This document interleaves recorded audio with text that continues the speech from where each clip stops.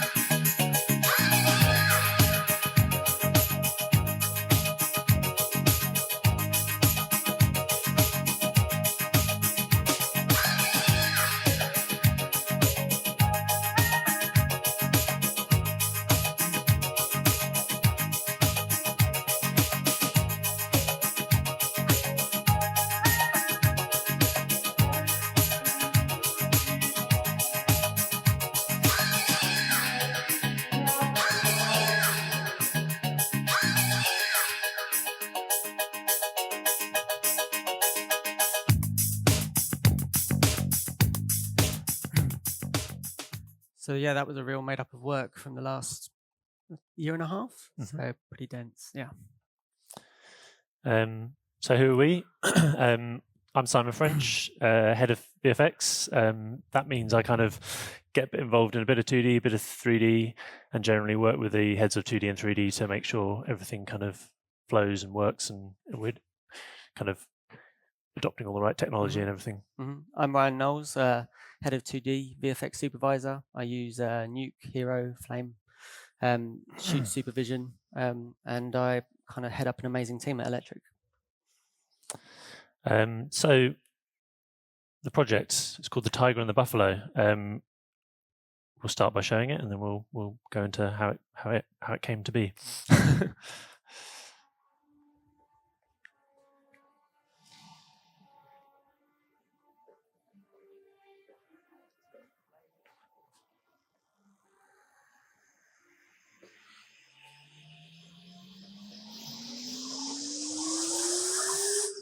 This is the dimension of imagination.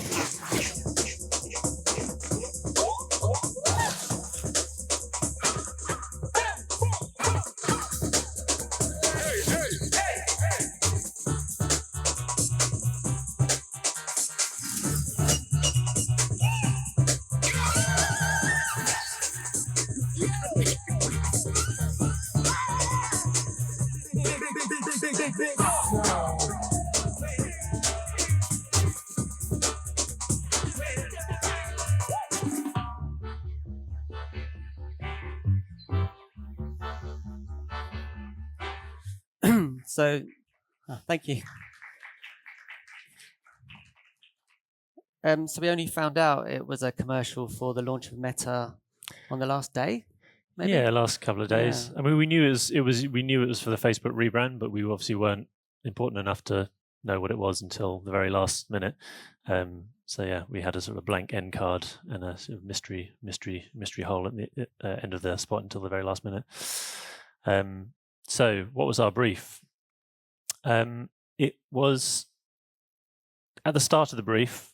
The paintings of Henry Rousseau were kind of a key starting point, I guess, for the style and the aesthetic that we were trying to achieve, and in particular,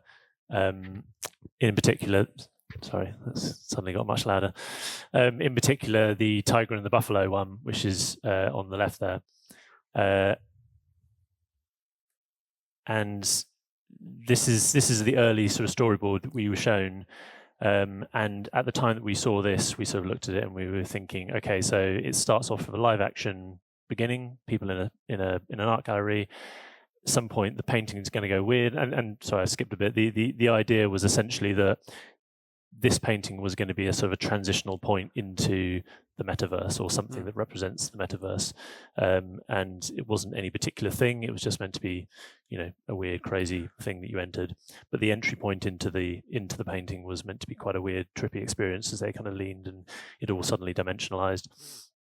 So when we saw these boards, our take on it was shoot a load of stuff in a gallery, live action people will then do some sort of clever transition into the painting, and from that point on, everything will be CG environments, CG creatures, and then some sort of styling on top of that. So yeah, that was sort of the next part of the slide. This is not the full storyboard, but it gives you an idea where it was going. So that was our assumption. That's what I just said. Did I miss anything out? Yeah, and we assumed non-photo real creatures, and in particular because this was a very tight turnaround. Like the job came to us at the time it came to us, we had probably 7 or 8 weeks, but by the time, and that felt like we could feasibly do something that was fully CG, but actually as the process went on and the way they wanted to do it evolved, that time became rapidly shorter and shorter, and in fact ended up being 3 weeks by the time everything was actually shot. Yeah, because there was more reliance on the cameras that the puppets were filmed with. So we were thinking that we'd be designing cameras in the jungle and placing puppets in position, but some shots the puppets were actually shot with the camera move, or the characters were shot with the camera move. And so we were kind of locked into 3 weeks from the shoot to delivery, which kind of changed the dynamic of the project completely. Yeah. So what do they want? They wanted kind of crazy, basically. They had a desire to use experimental techniques, embracing AI, generative art, and the director, who at this point, when this sort of reference came in, was locked down. A guy called Andrew Thomas Hwang had a history in doing this sort of stuff, and he was really into like chaos, glitches, chatter, tearing, degradation, data moshing. He just, he said he was prepared to accept all manner of things that wouldn't normally pass muster in a VFX pipeline. Some of his work is kind of more installation art, or kind of digital art, which meant that his influences are kind of influences that we hadn't seen before, I don't think, at the time. And one of those, I'll play. So one of those clips called Bluebee's World. It gives you kind of an idea of the sort of things he was showing us and the kind of things that we were racking our brains at how we recreate in a few weeks. And then... you can see that it's kind of advancing on what we've been looking at with smart vectors and motion estimation, all those kinds of things. It's the step beyond that, and you could tell that it involved some kind of neural network or an AI element to take it beyond just the normal tool sets. Yeah, and he also offered up these references, which are just taken off EB Simp's website, so they are not ours. But this was the reference he was saying, like, I want to use this tool. This looks like it does everything I want. It's going to transfer the style, and it does look great. It looks like it does really cool things. However, when we started having a look at it, it's this small scale Mac Windows application. It's you sort of drag things into it, you sort of tap things into boxes, and you wait for some output, and they're scattered on your desktop. It's very like off pipe, and we didn't think this was going to be viable in a VFX pipeline, and we wanted something more VFX friendly and scalable. And this is where we started to look at Copycat, because we thought, hold on, let's move to the next slide. What did we know about it? We knew we'd seen the demos where it'd been mainly done to do some of the more mundane tasks, the repetitive frame by frame stuff like roto, cleanup, etc. But could we use it for style transfer? It seemed feasible. And if it was feasible, it felt like it was a much more viable alternative to using EBSynth, because obviously it's Nuke. We use Nuke. So we started off with the usual sort of tests. Can we turn an apple into an orange? So when I saw this, I was like, oh, so you saw the copycat in the wild video? And Simon was like, no. I was like, oh. So it's human nature to just try and turn apples into oranges if you've got any kind of machine learning capabilities. It was literally the first thing that occurred to me, so that's what it is. But like this, so this is a very quick test, and obviously I could have trained it more, and it would have got more detailed. So it's it would have got better. But I was like, hey, that really has turned an apple into an orange. That's pretty impressive. So I said, well, let's test it a bit more. Let's try and turn a pineapple into an orange, and that didn't work so well. That gave me a pine orange. So it obviously wasn't a silver bullet, and it was going to take some kind of investigation to find out what it could do, what we needed to do to make it work, and all that sort of stuff. But also, on the basis we were going to use Copycat, we also had to think, well, if we're going to use Copycat, we need to train it with what we want it to look like. So we need a look, and how are we going to create that look? And the obvious thing is use artists, right? You get someone to paint over some some keyframes, make it look like Henry Rousseau's paintings, get those signed off. It would be a controllable experience. Everyone would understand it. You'd have normal feedback and creative control. But given the time we had, we sort of dismissed that pretty early on. It's impossible. Yeah, absolutely impossible. Yeah, just the time that would be lost in review and feedback cycles. So we needed something smarter and quicker. And there was no that wasn't really chaotic enough. I don't think for the director it wasn't cutting edge enough. Yeah, and I suppose that's the point. He also wanted to know that these kind of crazy AI tools have been used. When he spoke to us, he'd always drill us on what we'd used, because he wanted to know that we were using like the most advanced systems we could. So we started off. I just we didn't have any source material at this point, so we hadn't shot anything. We hadn't yet made the CG Jungle stuff, so I grabbed a bit of Jungle Book, and I went on to a free online style transfer tool, just chucked some frames at it, and started to test to see what effect that had and how well that would work. And as a very, very first pass, as literally the first thing we tried with Copycat, we thought, this is encouraging. This feels good. It feels like you can transfer the style onto a moving image. Here's another one. Obviously, these style references are completely off brief. They're not the right look at all. But it was a kind of a proof of concept. So the next thing was to see if we could make it look a bit more like that. And so also on the same tool, so we're still just using this free kind of style generator tool. You could feed in that as an image prompt, and it started to give us something that was a bit more interesting, a bit more diverged from the source, but also a bit more Rousseau, a bit more like a painting. It's obviously got problems, but it's moving in the right direction. And again, it works, but the bits that fall down are the bits that are, I guess, nothing like what you want the final thing to look like the big Black Panther, who's kind of not in the right color palette.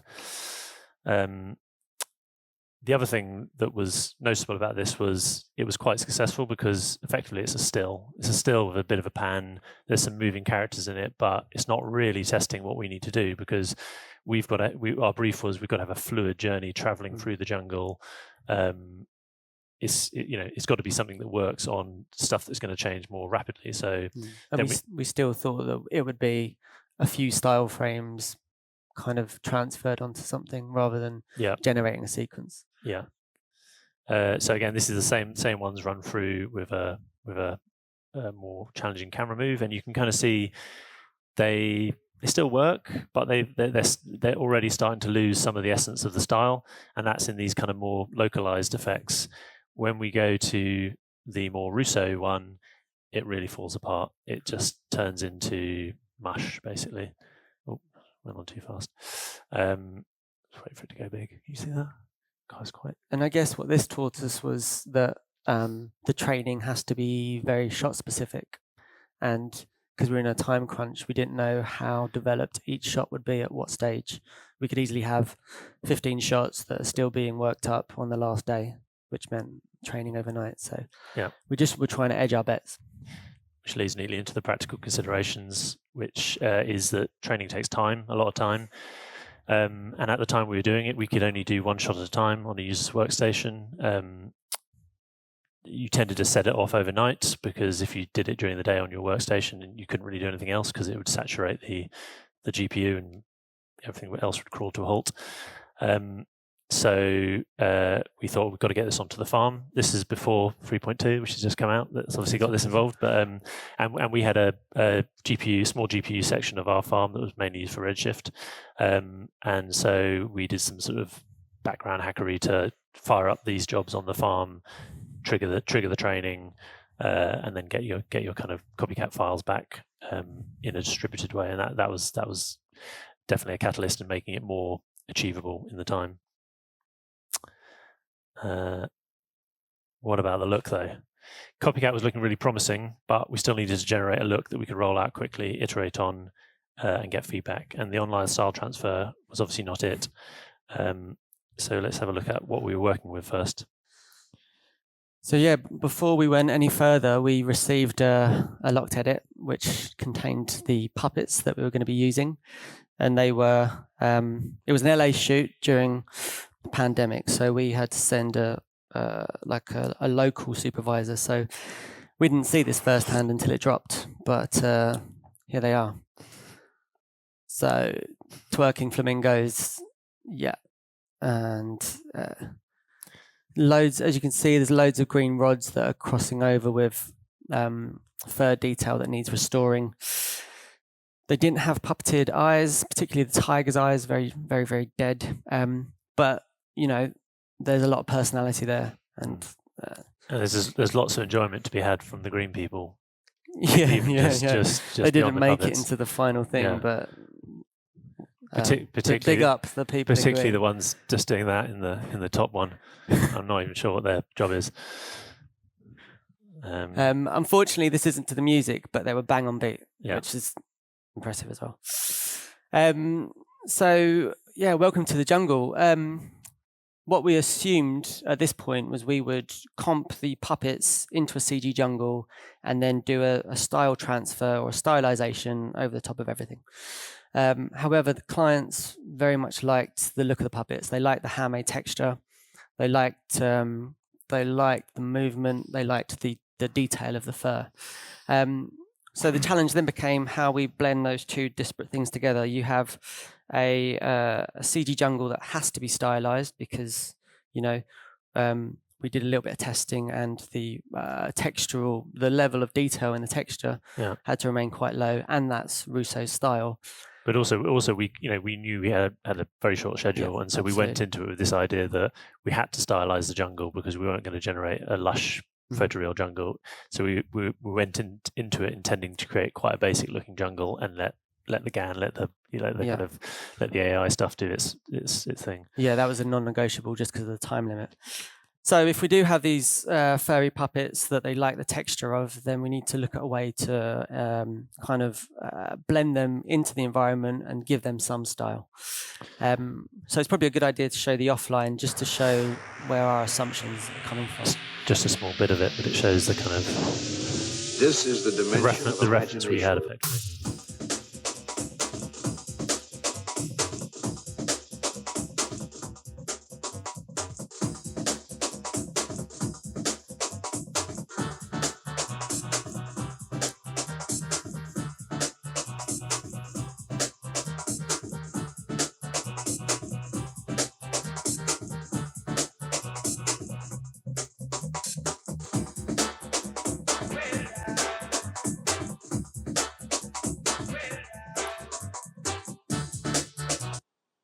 So 95% of the way there, isn't it? At this point, we had a mild freak out I think, possible mild freak out, just because the amount of time we had left, 3 Yeah, weeks to yeah. go from seeing this offline. So we knew we had to step up our process of trying to add a style to the spot. Yeah. So we started looking at GANs. And if you don't know what a GAN is, it's a generative adversarial network. What does that mean? It basically means, in very, very layman's terms, because this is not a talk about this, and I'm not an expert. So in layman's terms, there's a generator and a discriminator, and the generator tries to produce plausible data, and the discriminator decides if it is real or fake. And if it's and the better the generator gets at producing images, the more likely the discriminator is to accept it as real. And that process iteratively can take you from something that looks nothing like what you're after to something that does look like what you're after. And this whole area of kind of machine learning, computer science is rapidly developing. It's constantly on the move, and there's amazing new tools out now that have surpassed what we were using back in October. The thing that was the flavor of the month back then was a model called VQ GAN plus Clip. That was a combination of two models, basically one that was good at generating images that look similar to others, but not from prompts, and another one that was a neural network able to determine how good a match something was for a prompt. And the combination of them meant that you could give a prompt to the machine learning algorithm and it would give you what you wanted, hopefully. And this is an example of some of the crazy art that was being created. And we thought, this sounds good. How can we use this stuff? Well, there's a thing called Google Colab, and a lot of these things exist as Google Colabs, and this is what they look like. There's a page full of text. Soft and fluffy. Yeah, there's lots of bits you can open up, and it's full of code, and it looks pretty scary. There's some parameters, you can enter some stuff in there, and they're really powerful, they're really amazing, but this is not a tool for an artist. We've got a team of CG artists, Nuke artists. They're not technical, they're artists. This is not suitable. There's also things that are a little bit more humanized. This is a site called Hugging Face, and it's got a slightly fuzzier kind of interface. It's got a simple prompt, a few sliders, drag an image in. That's a bit more friendly. People can use that. It's still not viable for what we need. We can't have people kind of dragging things, frames into websites, waiting for the result, saving them onto the server. So we've got to make it more VFXy. So what did we do? We picked a notebook GAN-based model that was available as open source, in this case, the one we just talked about, figured out its dependencies, downloaded all the pre-trained models, wrapped it in a one-line command line interface that's plugged into our OpenQ farm, and then create a really simple interface for artists, which basically takes care of everything. So this is our in-house production management tool called Vault. So an artist could go and select a thing that they'd done. So this, in the case, is just the raw clips. We can basically create any number of arbitrary actions. They're very easy to create, and they fire up one where they can enter in a prompt. It was defaulted to a Henry Rousseau painting because that's effectively what our prompt was throughout the whole job. That's what gave us the best results. You fire it off, it pops onto the farm. 23 minutes later, it was finished, and then pops back into the same place as a version. If you look on the right there, it's got loads more components, and what those are is a snapshot of every iteration. So if we said I want 18 iterations, it's saved out each frame at every iteration. And then what that enabled us to do was to effectively have a palette of treated images that we could choose the level that was right. So this is an example of the results.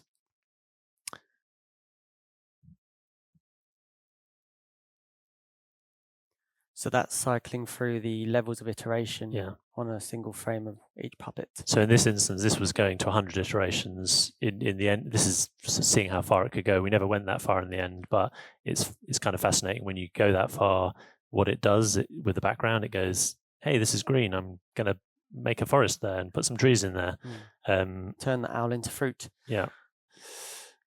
But that little GUI pop-up was a game changer for artists that aren't familiar with code, don't know how to run GANs off the timeline.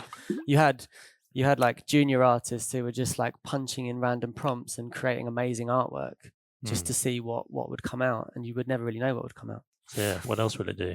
What about Blade Runner?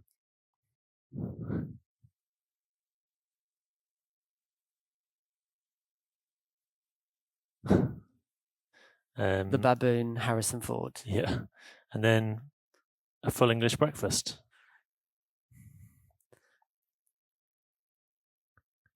You were pleased with that one, weren't you? I did like this one,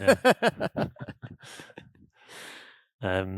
So yeah, it was obviously a lot of fun. We weren't going to go with this look. We were going to go with the Henry Russo one.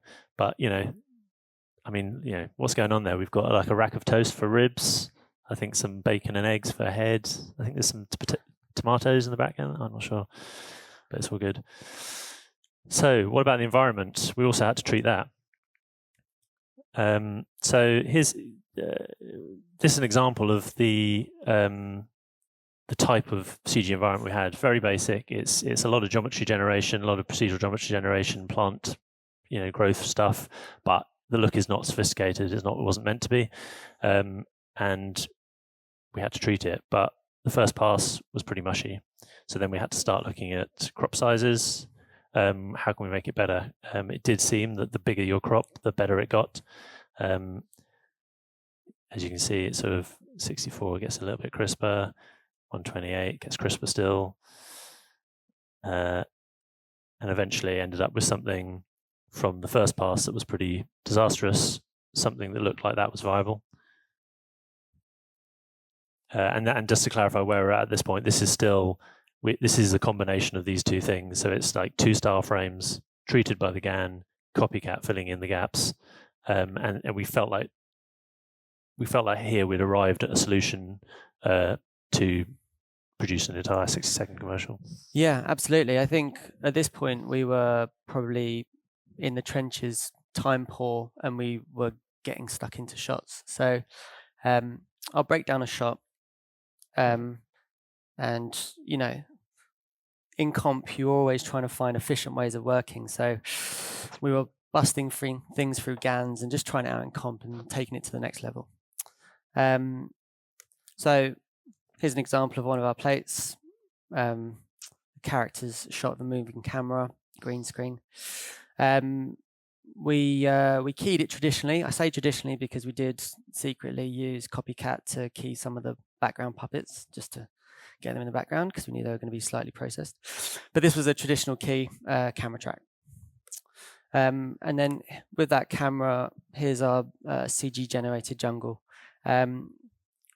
Lots of kind of variation in the geometry, but the shaders are very simple because we know that the GAN reacted quite a bit to too much detail, which was a convenient discovery.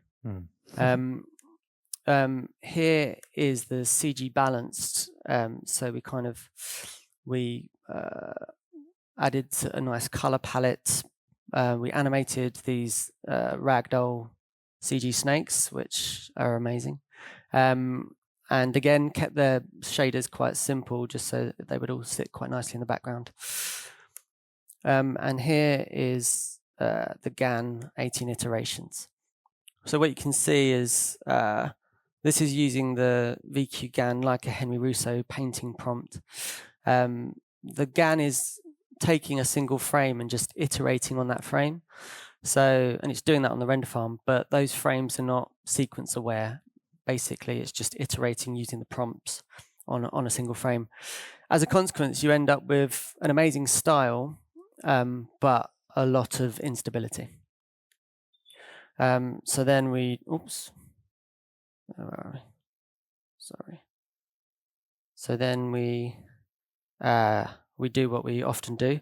We look at reduced noise, neat video, and we started looking at what happens if you push the settings beyond what you would normally do. So the sharpening in there is amazing. Normally prevent over sharpening is on as standard. In this instance, we were desperate, so we just turn that off. And then the temporal was set to 4 frames, which is normally a lot more than you would normally do with photographic sources. But the result was amazing. Here's the result of the reduced noise. the simple shading and textures that do match the Henry Russo painting stood up really, really well to the extreme reduced noise. And what this meant was we had a viable alternative to just using Copycat. We had a few shots and a few backgrounds where we could jam it through the GAN on the farm in a couple of hours, put it through reduced noise, and it became a viable option. Yeah, and it's worth pointing out at this stage as well that despite everything we said right at the beginning about the director wanting to embrace chaos and chatter and like broken images, as we sort of predicted from the beginning, that sort of desire started to go down and down towards the end of the project. And obviously, you know, the director's not the only voice, there's clients and agency and everything, and everyone wants an image that's watchable and stable, and they don't want it to look like a mess. And so actually it became everyone's desire that it stabilized, basically. Yeah. And it's on a shot-by-shot basis. So you would decide on what level of iterations you'd use on a shot, because some shots had less camera move and less high-frequency detail. So you could go to a higher iteration and get more of a stylized image because you knew that you weren't worried about instability. So yeah, shot-by-shot judgment, and it was a payoff between style over structure.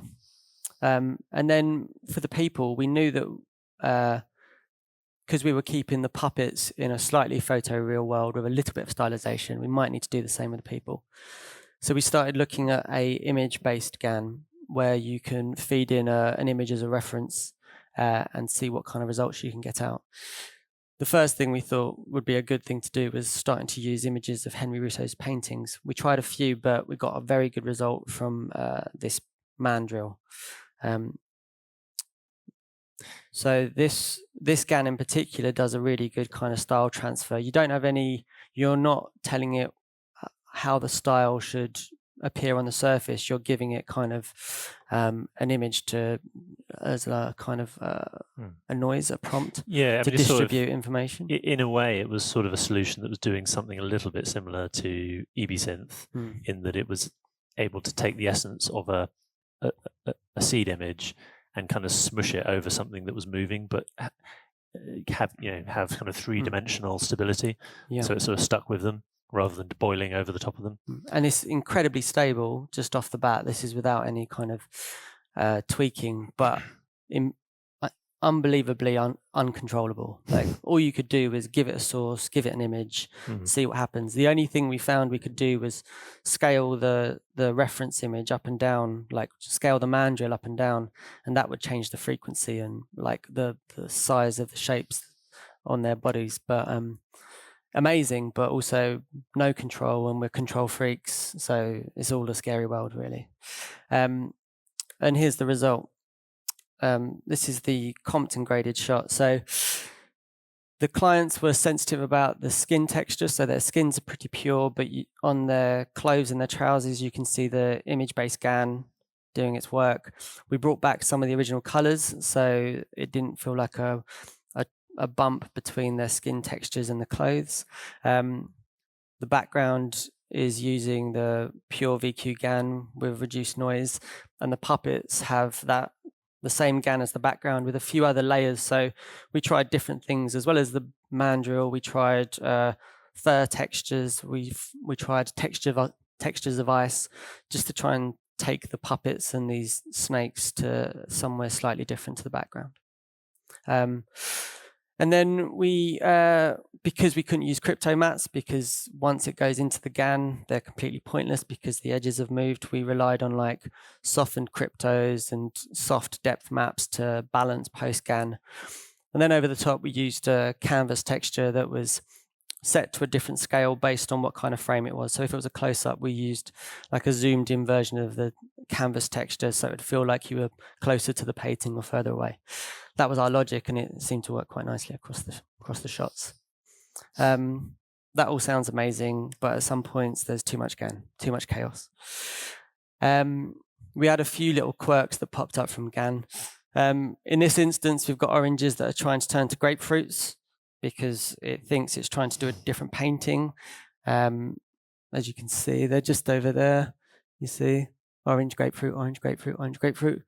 Fun stuff to be happening 3 days from delivery. And then in this instance, here's a pre-comp with the growing CG background, origins in the tree. And then if it's left to its own devices, the oranges start to become lemons and bananas. All their faces become tigers' faces. Like raccoons. Raccoons, yeah. So these things are fun quirks of the GANs, but they're manageable because you could make sure your orange hue is the correct hue, then it wouldn't turn into a grapefruit. All standard VFX stuff, and don't turn your GAN up to 11. But there were a few shots like this one I'm about to play that, because of the camera move and the level of detail, it meant that the reduced noise option, the neat video option, wasn't viable. So we came running back to Copycat for sure. So this shot has loads of parallax, lots of contrast, loads of high frequency detail.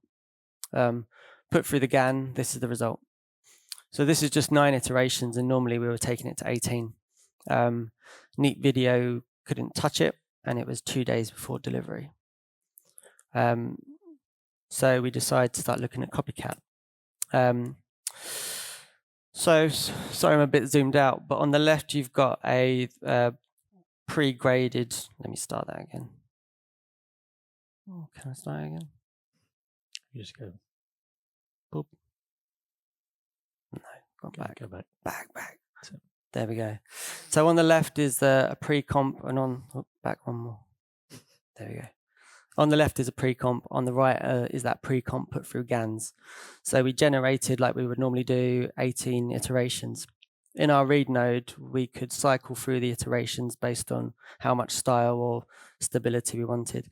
We also managed to break it out so you could click on the different iterations and see them more closely. So it meant that artists could make a good judgment on what level of iteration they needed, and then we could plug it into the Copycat.